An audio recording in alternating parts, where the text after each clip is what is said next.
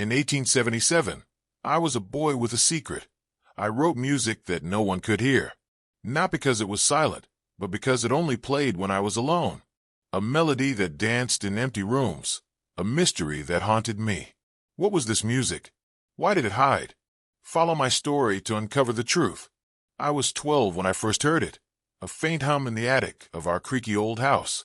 The year was 1877, and the world felt heavy with coal smoke and whispers of progress.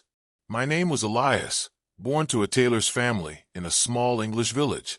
The attic was my refuge, a place where I scribbled notes on stolen scraps of paper. I wasn't like other boys, chasing hoops or throwing stones by the river. My world was sound, notes that swirled in my head, begging to be written. One night, I scratched a melody onto a page, my fingers trembling with excitement. The ink was barely dry when I heard it, a soft, lilting tune, like a music box. It wasn't coming from me, but from the air itself, as if the room was singing. I froze, my heart pounding, searching for the source, but found nothing. The music stopped the moment my mother's footsteps creaked on the stairs. I hid the paper under a floorboard, afraid of what I'd unleashed. The next night, alone again, I wrote more, and the music returned, louder, alive.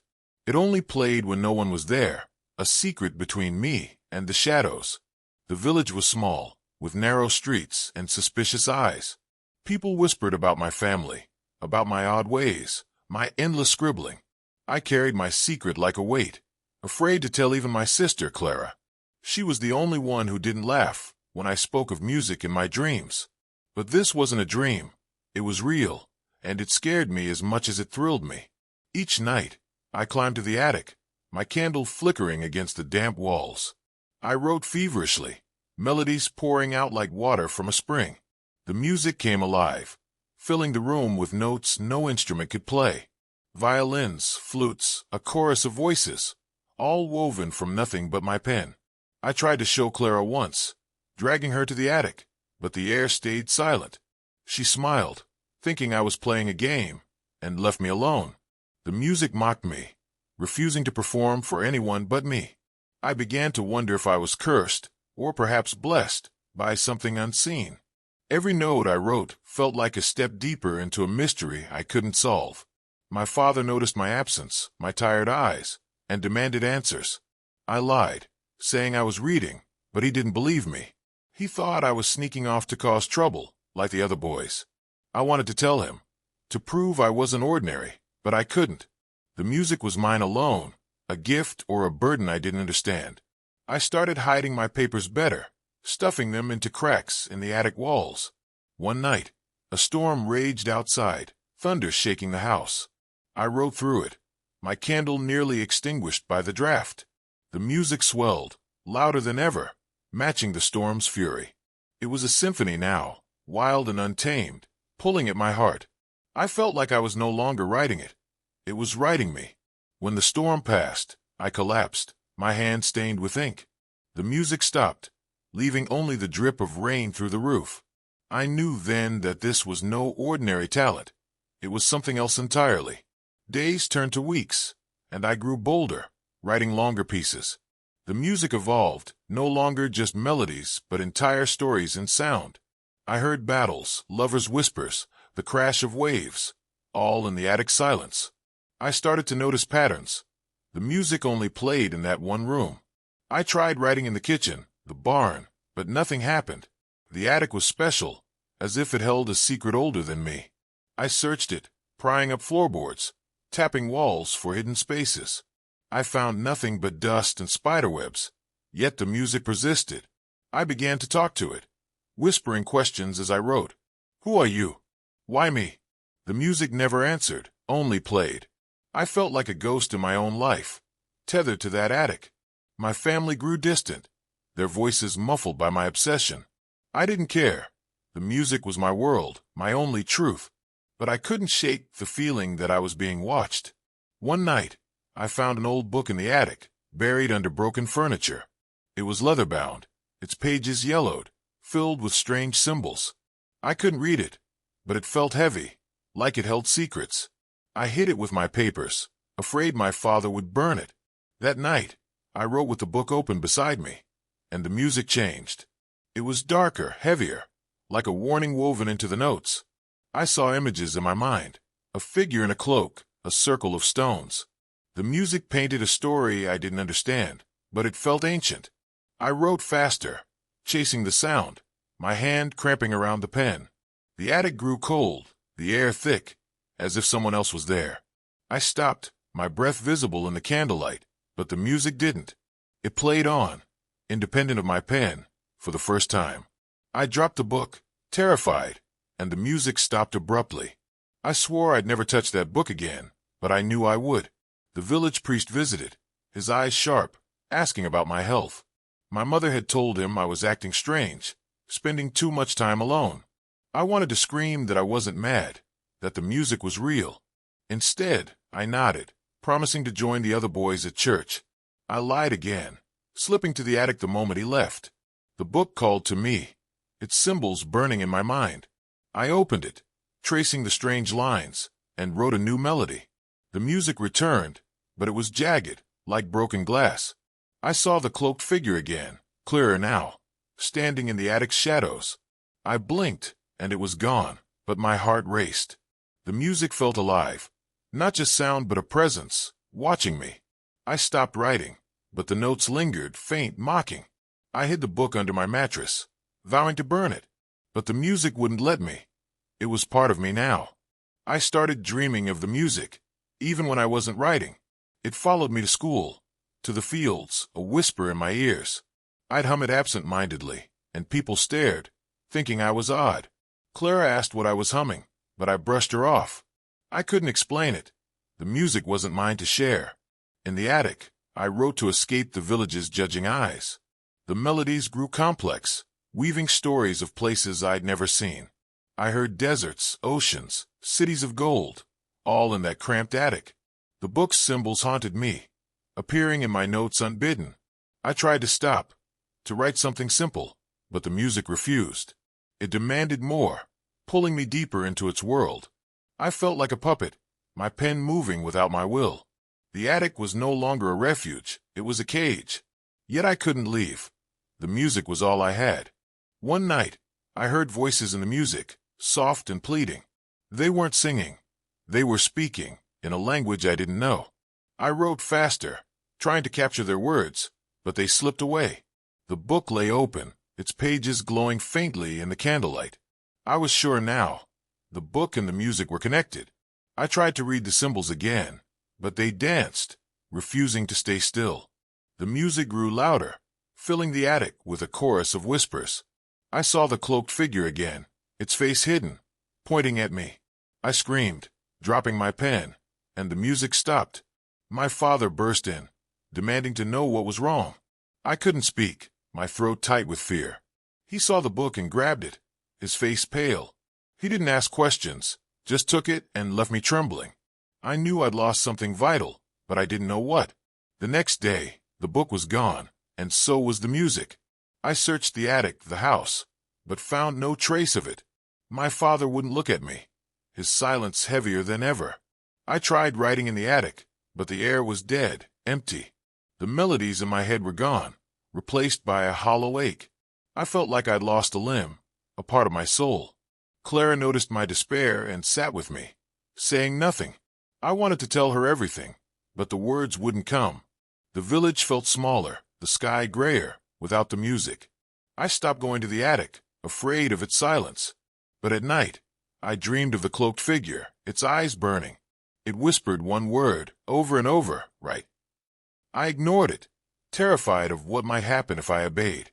But the silence was worse than the fear, eating me alive. Weeks passed, and I couldn't stand it anymore. I stole paper from my father's shop and hid in the barn. I wrote a simple tune, nothing like the attic symphonies. The air stayed silent, but I kept writing, desperate for something. I remembered the book symbols, sketching them from memory. The barn grew cold, the shadows long, but no music came. I cried, my tears smudging the ink, feeling utterly alone. Then, faintly, I heard it. A single note, like a heartbeat. It wasn't the attic's music, but it was something.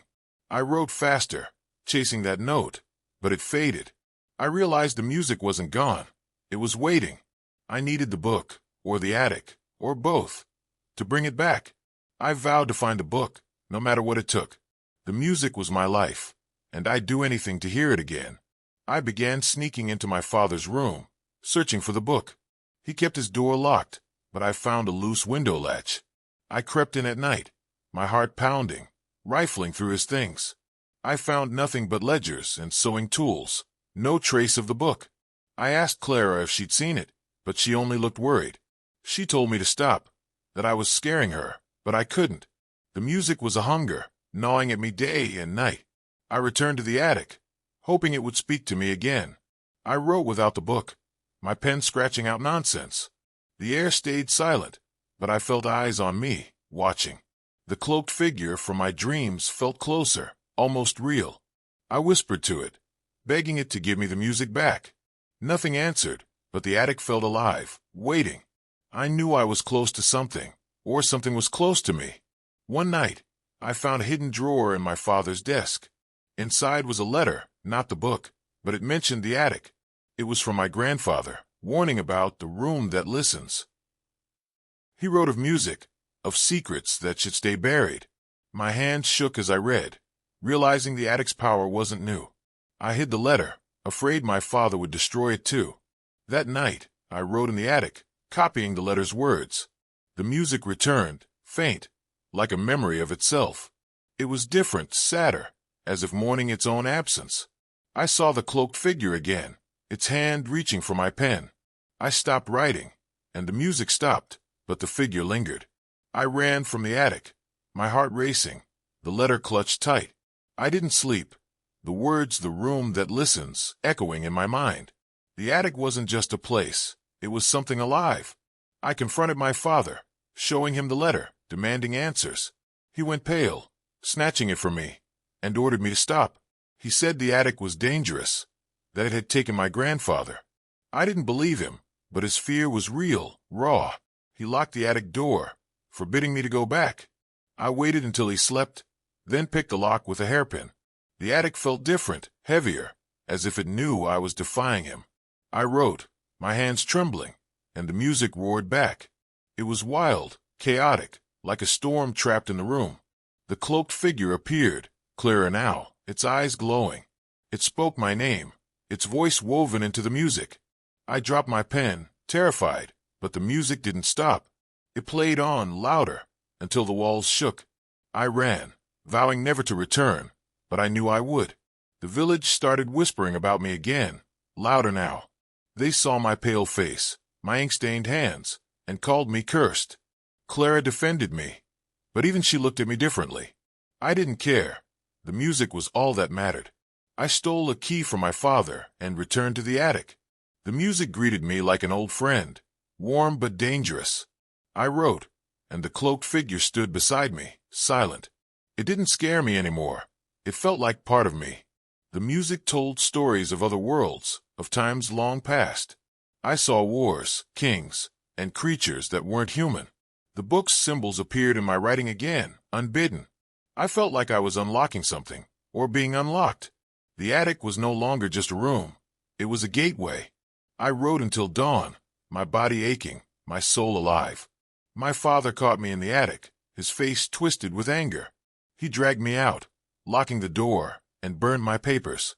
I screamed, begging him to stop, but he wouldn't listen. He said the music was evil, that it would destroy me. I hated him then, more than I'd ever hated anyone. That night, I dreamed of the cloaked figure, its voice clear.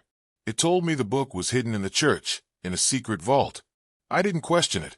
I believed it, as if I'd always known. I snuck out at dawn, the village still asleep, and ran to the church. The priest was there, his eyes narrowing as I entered. I lied, saying I wanted to pray, and searched when he left. I found a loose stone behind the altar, a hollow space beneath. The book was there, wrapped in cloth, pulsing with warmth. I took it and ran, the music already humming in my mind. Back in the attic, I opened the book, and the music exploded. It was louder, richer, filling the room with colors I could hear. The cloaked figure stood beside me, its hand on my shoulder. I wasn't afraid. I felt whole. like I'd found my purpose. I wrote, the symbols flowing from my pen like water. The music told a story of a boy, like me, from centuries ago.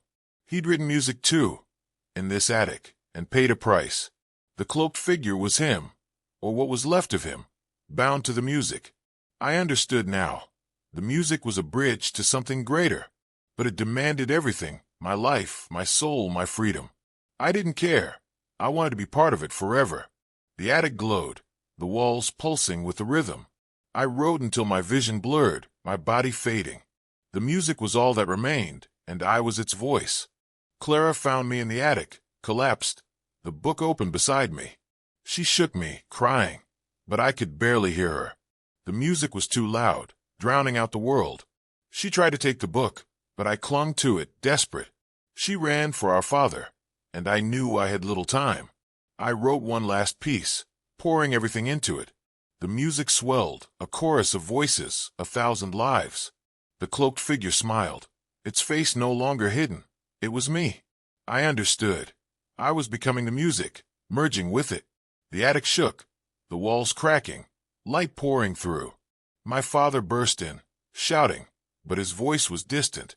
I felt myself slipping away, my body dissolving into sound. The music was eternal, and I was part of it now. Clara's scream was the last thing I heard as a boy.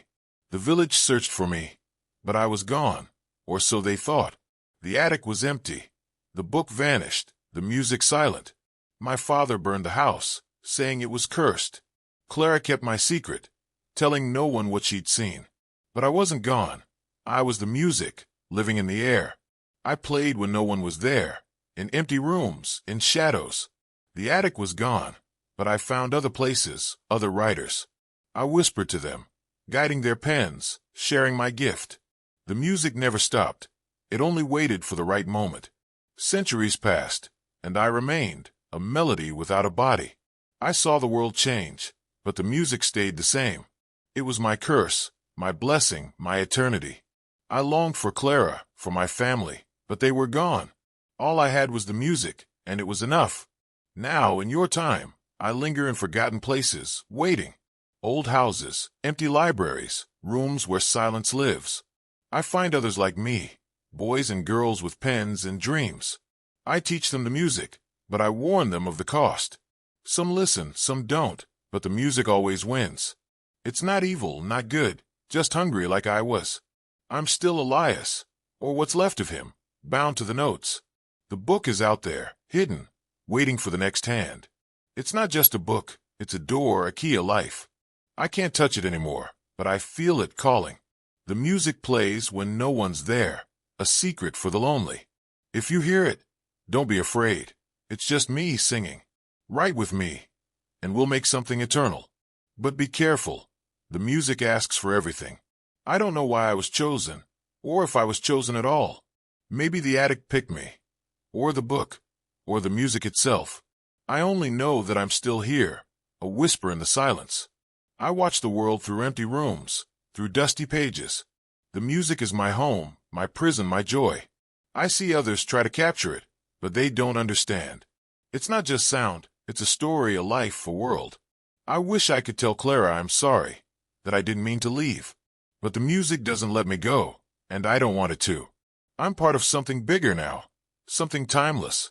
The cloaked figure was never my enemy. It was my future. I'm still writing, in a way, through others, through you. If you find the book, or hear the music, you'll know me. I'm the boy who wrote music in 1877, and I'm still here.